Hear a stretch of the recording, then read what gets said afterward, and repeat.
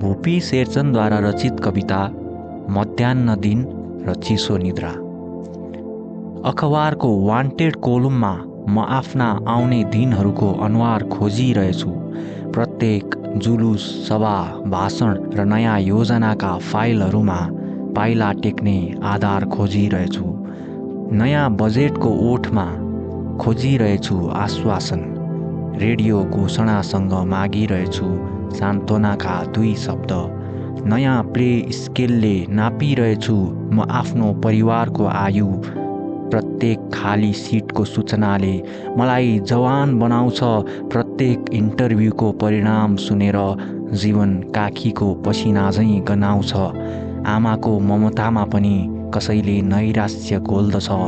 बाबुको प्रोत्साहनमा पनि चिसो सुस्केरा बोल्दछ।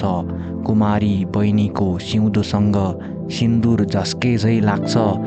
पत्नीले थालमा सधैँ सधैँ व्यङ्गे पस्के झैँ लाग्छ।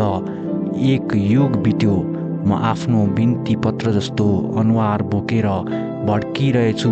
डर डर पुगिरहेछु घर घर। एक चिसो निद्राले मलाई छोपिरहेछ निरन्तर। मलाई थाहा छ यसपल्ट म निदाएँ भने फेरि कहिल्यै पनि म बिउजन सक्दिनँ। त्यसैले ए जुसिल किरा झैँ लाम लागेकाहरू, ए नाराका अक्षरहरू, अरू जोर जोरसित नारा लगाऊ। उफ, म निदाउन चाहन्न यो दिउँसै।